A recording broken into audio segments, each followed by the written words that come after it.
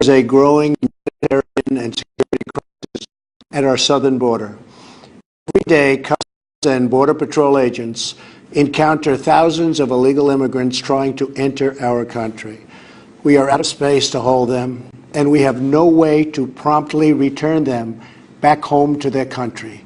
America proudly welcomes millions of lawful immigrants who enrich our society and contribute to our nation. But all Americans are hurt by uncontrolled illegal migration. It strains public resources and drives down jobs and wages. Among those hardest hit are African Americans and Hispanic Americans. Our southern border is a pipeline for vast quantities of illegal drugs, including meth, heroin, cocaine, and fentanyl. Every week, 300 of our citizens are killed by heroin alone, 90% of which floods across from our southern border. More Americans will die from drugs this year than were killed in the entire Vietnam War. In the last 2 years, ICE officers made 266,000 arrests of aliens with criminal records, including those charged or convicted of 100,000 assaults, 30,000 sex crimes, and 4,000 violent killings. Over the years, thousands of Americans have been brutally killed by those who illegally entered our country, and thousands more lives will be lost if we don't act right now. This is a humanitarian crisis, a crisis of the heart and a crisis of the soul. Last month, 20,000 migrant children were illegally brought into the United States, a dramatic increase. These children are used as human pawns by vicious coyotes and ruthless gangs. 1 in 3 women are sexually assaulted on the dangerous trek up through Mexico. Women and children are the biggest victims, by far, of our broken system. This is the tragic reality of illegal immigration on our southern border. This is the cycle of human suffering that I am determined to end. My administration has presented Congress with a detailed proposal to secure the border and stop the criminal gangs, drug smugglers, and human traffickers. It's a tremendous problem. Our proposal was developed by law enforcement professionals and border agents at the Department of Homeland Security. These are the resources they have requested to properly perform their mission and keep America safe, in fact, safer than ever before. The proposal from Homeland Security includes cutting-edge technology for detecting drugs, weapons, illegal contraband, and many other things. We have requested more agents, immigration judges, and bed space to process the sharp rise in unlawful migration fueled by our very strong economy. Our plan also contains an urgent request for humanitarian assistance and medical support. Furthermore, we have asked Congress to close border security loopholes so that illegal immigrant children can be safely and humanely returned back home. Finally, as part of an overall approach to border security, law enforcement professionals have requested $5.7 billion for a physical barrier. At the request of Democrats, it will be a steel barrier rather than a concrete wall. This barrier is absolutely critical to border security. It's also what our professionals at the border want and need. This is just common sense. The border wall would very quickly pay for itself. The cost of illegal drugs exceeds $500 billion a year, vastly more than the $5.7 billion we have requested from Congress. The wall will also be paid for indirectly by the great new trade deal we have made with Mexico. Senator Chuck Schumer, who you will be hearing from later tonight, has repeatedly supported a physical barrier in the past, along with many other Democrats. They changed their mind only after I was elected president. Democrats in Congress have refused to acknowledge the crisis, and they have refused to provide our brave border agents with the tools they desperately need to protect our families and our nation. The federal government remains shut down for one reason, and one reason only, because Democrats will not fund border security. My administration is doing everything in our power to help those impacted by the situation. But the only solution is for Democrats to pass a spending bill that defends our borders and reopens the government. This situation could be solved in a 45-minute meeting. I have invited congressional leadership to the White House tomorrow to get this done. Hopefully, we can rise above partisan politics in order to support national security. Some have suggested a barrier is immoral. Why do wealthy politicians build walls, fences, and gates around their homes? They don't build walls because they hate the people on the outside, but because they love the people on the inside. The only thing that is immoral is the politicians to do nothing and continue to allow more innocent people to be so horribly victimized. America's heart broke the day after Christmas when a young police officer in California was savagely murdered in cold blood by an illegal alien who just came across the border. The life of an American hero was stolen by someone who had no right to be in our country. Day after day, precious lives are cut short by those who have violated our borders. In California, an air was raped, murdered, and beaten with a hammer by an illegal alien with a long criminal history. In Georgia, an illegal alien was recently charged with murder for killing, beheading, and dismembering his neighbor. In Maryland, MS-13 gang members who arrived in the United States as unaccompanied minors were arrested and charged last year with viciously stabbing and beating a 16-year-old girl. Over the last several years, I've met with dozens of families whose loved ones were stolen by illegal immigration. I held the hands of the weeping mothers and embraced the grief-stricken fathers. So sad, so terrible. I will never forget the pain in their eyes, the tremble in their voices, and the sadness gripping their souls. How much more American blood must we shed before Congress does its job?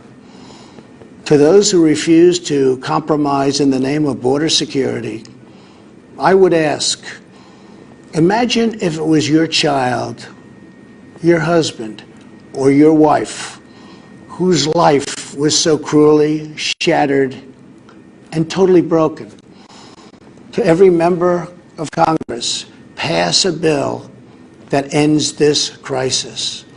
To every citizen, call Congress and tell them to finally, after all of these decades, secure our border. This is a choice between right and wrong, justice and injustice. This is about whether we fulfill our duty to the American citizens we serve. When I took the oath of office, I swore to protect our country, and that is what I will always do. So help me God. Thank you and good night.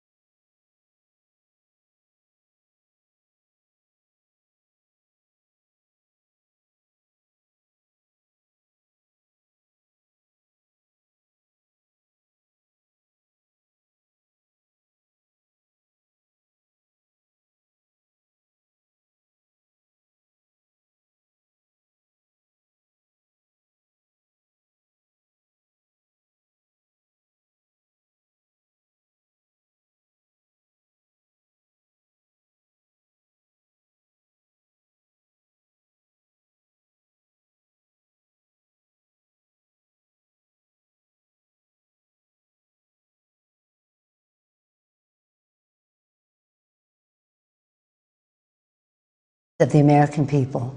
Sadly, much of what we heard from President Trump throughout this senseless shutdown has been full of misinformation and even malice.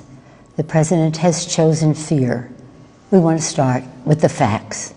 The fact is, on the very first day of this Congress, House Democrats passed Senate Republican legislation to reopen government and fund smart, effective border security solutions.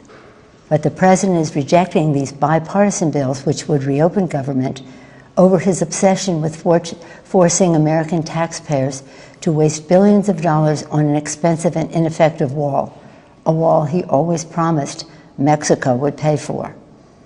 The fact is, President Trump has chosen to hold hostage critical services for the health, safety, and well-being of the American people and withhold the paychecks of 800,000 innocent workers across the nation, many of them veterans. He promised to keep government shut down for months or years, no matter whom it hurts. That's just plain wrong. The fact is, we all agree we need to secure our borders while honoring our values. We can build the infrastructure and roads at our ports of entry. We can install new technology to scan cars and trucks for drugs coming into our nation. We can hire the personnel we need to facilitate trade and immigration at the border. We can fund more innovation to detect unauthorized crossings. The fact is, the women and children at the border are not a security threat. They are a humanitarian challenge, a challenge that President Trump's own cruel and counterproductive policies have only deepened. And the fact is, President Trump must stop holding the American people hostage, must stop manufacturing a crisis, and must reopen the government. Thank you. Leader Schumer? Thank you, Speaker Pelosi.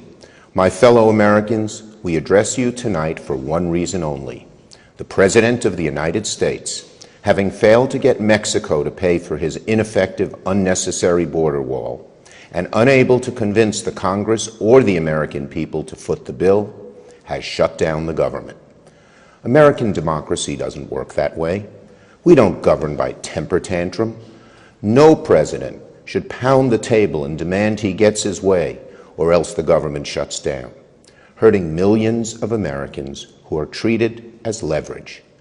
Tonight, and throughout this debate and throughout his presidency, President Trump has appealed to fear, not facts, division, not unity. Make no mistake, Democrats and the president both want stronger border security. However, we sharply disagree with the president about the most effective way to do it. So, how do we untangle this mess? Well, there's an obvious solution. Separate the shutdown from arguments over border security. There is bipartisan legislation supported by Democrats and Republicans to reopen government while allowing debate over border security to continue. There is no excuse for hurting millions of Americans over a policy difference. Federal workers are about to miss a paycheck. Some families can't get a mortgage to buy a new home. Farmers and small businesses won't get loans they desperately need. Most presidents have used Oval Office addresses for noble purposes. This president just used the backdrop of the Oval Office to manufacture a crisis, stoke fear, and divert attention from the turmoil in his administration. My fellow Americans, there is no challenge so great that our nation cannot rise to meet it. We can reopen the government and continue to work through disagreements over policy. We can secure our border without an ineffective, expensive wall. And we can welcome legal immigrants and refugees without compromising safety and security. The symbol of America should be the Statue of Liberty, not a 30-foot wall. So our suggestion is a simple one. Mr. President, reopen the government and we can work to resolve our differences over border security, but end this shutdown now. Thank you.